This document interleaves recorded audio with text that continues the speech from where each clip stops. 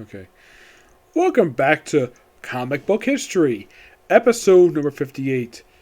This was discussing Captain Atom. Yes, he's another Steve Ditko character. Now, he made his debut in 1961.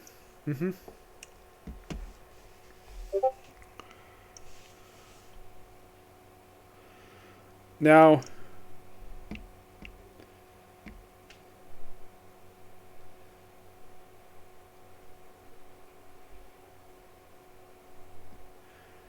if I can find the right picture here. Here we go.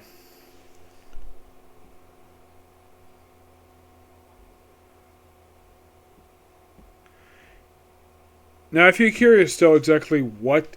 Now, Captain made his debut in the pages of a Charlton comic back in 1961. Roughly about a year before he created Spider-Man. Yep. There we go.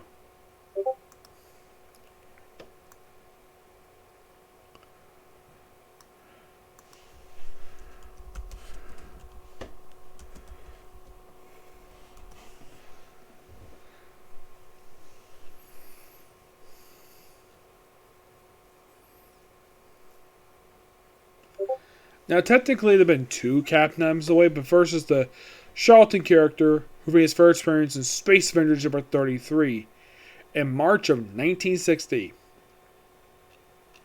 Yep. Now, he did start off in Charlton Comics in, well, Space Adventures from 33 to 40, and he was in Strange Suspense Stories from 75 to 78 with his book basically being called for, well, retitled with issue 78 to Captain Atom issue 78, and lasting issue 89.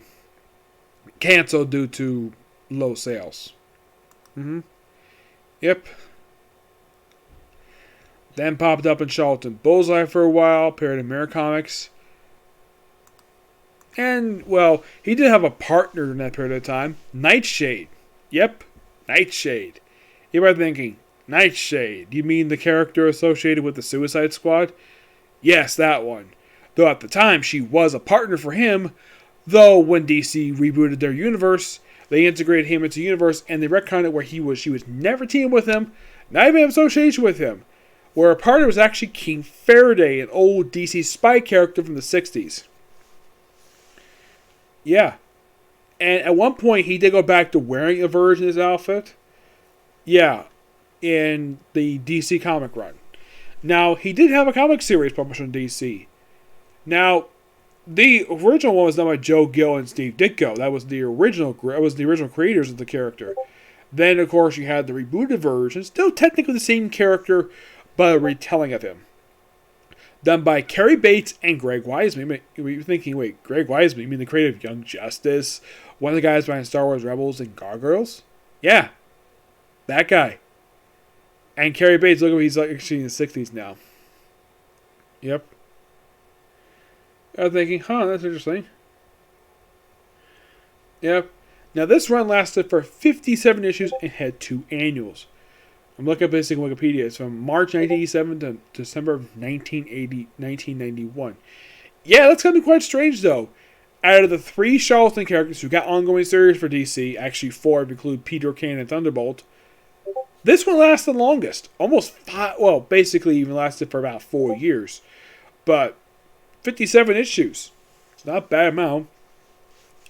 And this book basically had a rebooted origin story of the character, where he was a scientist. Now, here's another costume that he basically wore. Yeah, at one point he did wear this outfit when he briefly lost his powers. Yeah, the thing with Captain Atom is he was technically the only Charlton superhero who actually had powers. Yeah, he was the only one.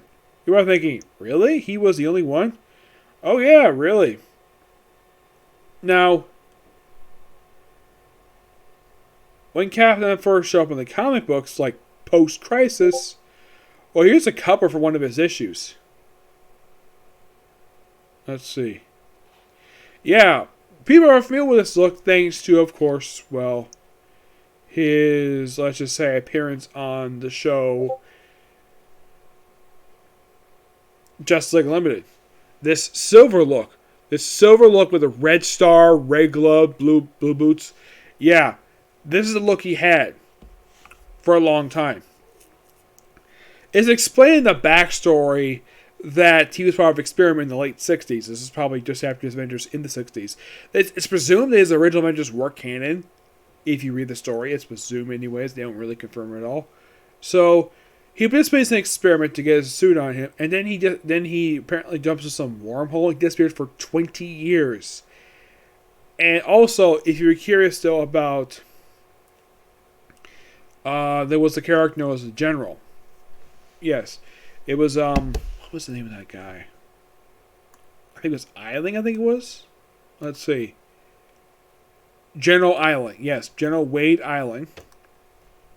Yeah, he did not technically become a villain for Captain. He was basically his superior officer.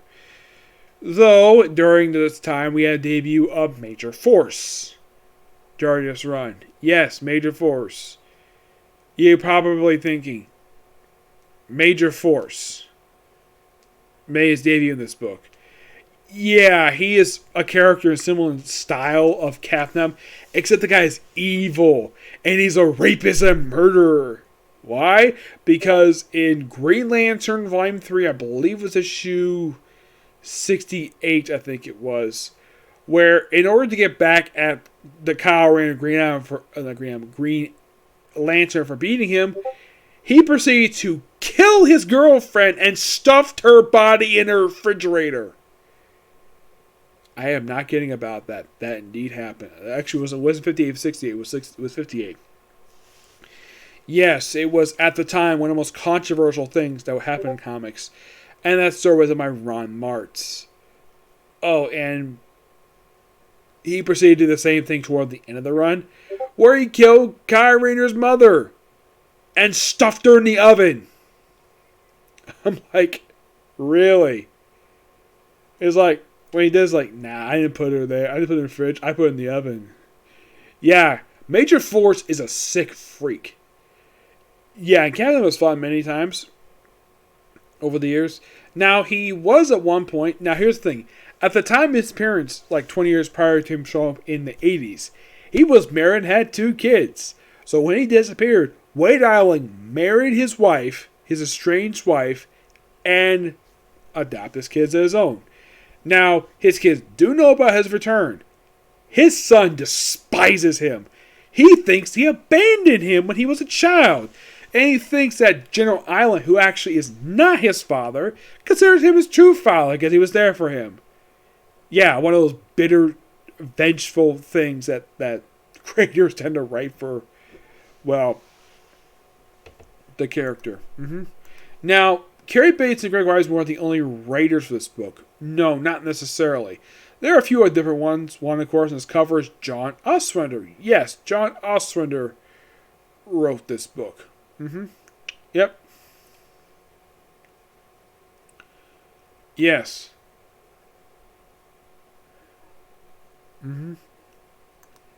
Yes, and then, like, when this book got canceled, he apparently decided to get Plastique, yes, a Firestorm villain, a pardon, and then in the final issue of his comic, he decided to propose to her. Yes. Now, if you're curious, though, did they have the wedding happen at some point in a comic book? No, this happened off panel. By the way, this is not the only time this has happened, where a superhero got married and the marriage happens off panel. The only other time this happened was actually just part of this several years prior in the Hawkeye miniseries by Mark Greenwald. In the final issue, apparently Hawkeye and Mockingbird got married off panel. And, like, it was just before Hawkeye disappeared with the rest of the Avengers to go off in Space Secret Wars. So, maybe the writer, maybe John Ostrander basically wanted to do something similar to that. It's possible. Yes. And then later on, they got divorced off panel. Yes. By the way, their marriage was barely mentioned afterwards. He was part of the Justice League at one point. Yes. Well, didn't join the main group for a... I don't think he ever joined the main group I can think of. No, he was part of Justice League Europe for a while. Well, mainly one of the reasons why this book ended Well, was because of Armageddon 2001.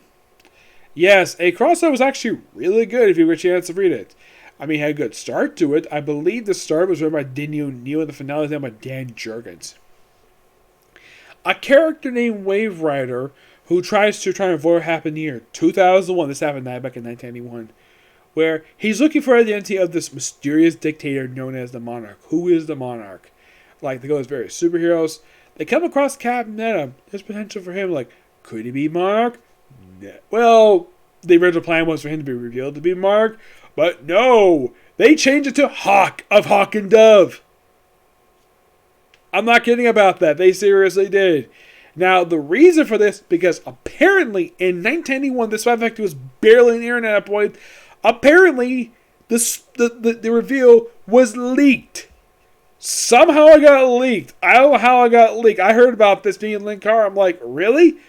Somehow, a spoiler like this got leaked, and apparently DC panicked and changed the Hawk. So the future Hawk killed his past self. So what was the point of basically this character? Captain barely recovered from this. Like, after this, he proceeded to just wander on Justice League for a while, and then he left, took some memories of the Justice League with him, including the Blue Beetle, formed the Extreme Justice, even though they weren't called in the book. They're basically a more active group. They're kind of in a way similar to Force Works. Except the book, if you ever get a chance to read it, it has pretty bad artwork at the start of it, and it gets better. Though, with the artists in the draw, take core a lot like Spider-Man. For some reason. I don't know why. And they attempted the whole thing. Oh yeah, Captain was really the Monarch all along. Which, at that point, nobody cared. He was part of Law. Or after Extreme Justice wrapped up. Didn't do anything for about a year or two until he popped up in the first arc of Superman Batman. Where he was involved with... Well, how should I put this? He was involved with that storyline, even though it was referred to as Wolf's Finest. The original story was their retail Public Enemies, a story that was adapted for the film Superman Public Enemies, where a meteorite, a big humongous chunk of krypton was heading to Earth. So Batman made this Superman Batman robot to take it out. Now, in the movie, it was Batman who took out the actual meteorite with him surviving. In the comic, it was Captain Atom. So, he flew up there, smashed the damn thing, and then he disappeared for a few years. Well, the explanation was explained in the Captain Atom Monarch miniseries. I kind of read it, but it's been a while since I've read it. Where I ended up was the Wildstorm universe, where apparently he started a relationship in there with the engineer from the Authority. Yeah, started a relationship with a frickin' robot. A smoking hot female robot, mind you. Yes. And then they named Captain Atom. Somehow he actually got back to the regular universe. Somehow. Yeah, it was real, and somehow he got back in the Bad Blood miniseries that came just after Infinite Crisis. Or they named Captain Atom, and he kind of in a way had a fight with Major Force. When he found Major Force was there, he's like, okay, everybody leave, I'm going to kill Major Force right now. Though he survives. And then goes on the countdown to do not very much. He I guess biggest thing he did in Countdown was he fought Superboy Prime. And Superboy Prime said the infamous line, I'll kill you! I'll kill you to death! Saying that the frickin' Monarch of all things. Yep. But he didn't do anything with Final Crisis. As a matter of fact, up until the reboot happened in 2011, he didn't do very much at all. And then the reboot happened, and then they just give him a new series. For, no reason. Yes. This was technically a second volume. This is done by J.T. Crow. Yes, J.T. Crow. This is actually a really good run, along with Freddie Williams, who did an excellent job with the book. Now, unlike the original volume, which was 57 issues, this is only 12 issues and issue 0. No annuals. None. It was a very singular run. I had previously reviewed it on the YouTube channel, but you have to look it up, basically. It's only about 2 trades that collect the run. Yeah. Only two. Oh, I forgot he was part of Generation Lost. I forgot about that. Yeah. Let's see if we can find it here. Here we go. You have Evolution and Genesis. That collects the entire, like, ongoing series. Yeah, I kind of forgot about Generation Lost. I did kind of talk about Generation Lost in... Oh, okay, yeah, I'm going to talk about this one too. Yes. There is a couple things that before I discuss further about Volume 2. Basically, during the time of New Krypton, Captain had a backup feature for Action Comics for about a year, starting from 880 to about 890. Yeah, and here's the thing. Not in trade. I'll discuss more about that later. Yeah, this was an interesting storyline. It basically just dealt well with Cap. It's basically some solo stuff with Captain. Him doing stuff with the Kryptonians, which is quite nice. Yep. And with the relaunch, like, he had the ongoing series, which was a good book. Now, instead of being gone for 20 years, he was only gone about 3 months. Still, the same procedure happened to him, and they kind of, in a way, retconned his family. White Island is in the book, except he's black. Oh, and in case you're curious, though, Major Force ended on the pages of Blue Beetle, of all things. Yes, Blue Beetle, a Captain villain in the pages of Blue Beetle. The book ended basically due to low sales, and then as soon as the book ended, he showed up in pages of the Fury of Fire Force series. At the time, done by Dan Jurgens, which kind of in the way fixed a problem people probably didn't like about the book at the time, was that, well, you had two guys trying to talk about two firestorms, which later merged into one major firestorm, and Jurgens kind of in the way got rid of that, and was a bunch of firestorms, and he kind of in a way reverted Firestorm back to the classic Firestorm, where it's two guys merged into one firestorm instead of having two guys turned into a firestorm to make it into a big firestorm. Yes, he was part of the book briefly for a few issues, and then he just disappeared. And he was gone for about 5 or 6 years. He was gone for quite a while. Until we have his miniseries, The Fall and Rise of Captain Atom, where in the miniseries, for some reason, they changed his suit color to the color of Major Force for some reason. And just basically those return and not much else. Sad to say. I mean, there is a lot to read about Captain Atom per se. I do recommend checking out his original classic reference Charlton comics in the Action Comic Archives. His actual ongoing series, mind you, shockingly enough, there's actually only like one issue in trade, and that was part of the crossover that Checkmate was involved with. It was the Jonas Directive. There's like one issue, I think like 1 or 2 issues part of that. They're collected part of that crossover. Collected in a Suicide Squad trade. But that's it. There is nothing else from the original volume in trade, which I think is quite dumb. And his Captain Atom Armageddon miniseries, that is in trade, from what I can tell. Yeah, there's a trade for that one. I think there is. As far as Action as backup feature, nope, not in trade. His miniseries is the ongoing series in 2012. That's in trade, and his most recent series, that's actually in trade too. Oddly enough, when it comes to Captain in the current continuity, he's never actually joined the Justice League. Nope, never part of it. Which I'm like, really? You're probably thinking, really? Yeah. Never joined Justice League. He has featured us in the comic books, well, in a couple different cartoons. One in the most obvious one, Just Like Limited. Voiced by the guy who played Nick Stokes from CSI. I think his name is Gregory something. Let me look up his name here. His name is George Enns. Yep. Well, he was the original voice of the character, and it was replaced by Chris Cox. But yeah, George Enns from CSI, voiced Captain Atom. Yep, and afterwards he was featured on the Brave Ball TV show for like 1 episode, and, well, yeah, he was part of, Young Justice. Let's see.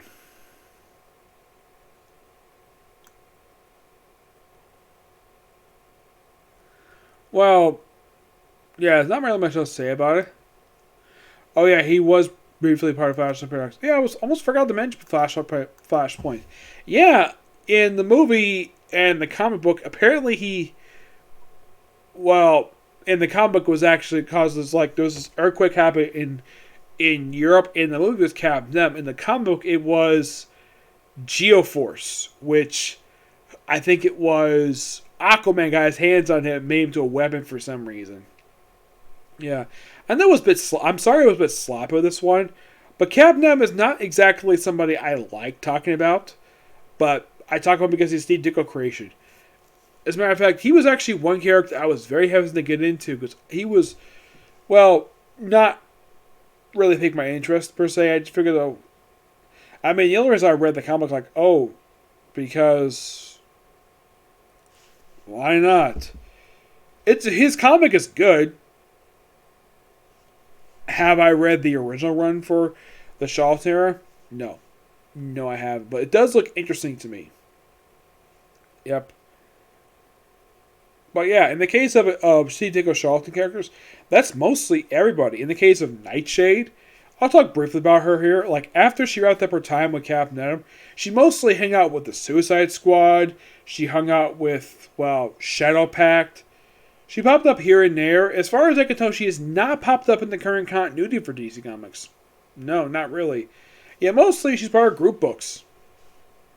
Yes, where she lent her expertise to, well, mostly Suicide Squad and Shadow Pact. That's been pretty much it for her, and that's it for the Charlton characters. So, yeah. In the case of Steve Ditko's DC characters, there's a good number of them per se. Yeah, there's a very good number of them. Like, there is, like, not a lot per se, but there's a good number of them. Let's see if we can find him here. Here he is. There are exactly 1, 2, 3, 4, 5, 6. There's only about 7 characters per se. Yeah. I mean, you got the Creeper, Hawk and Dove, Stalker, the Odd Man, Shay the Changing Man, and Starman. Yeah. Some of them I might discuss in one video because not a lot to talk about here, like Shay the Changing Man, the Odd Man, and Stalker. I'll talk about those in like one video. The only ones I will give an actual regular video to, a full video, is the Creeper, Hawk and Dove, and Starman. Because there's a good amount of talk over those guys.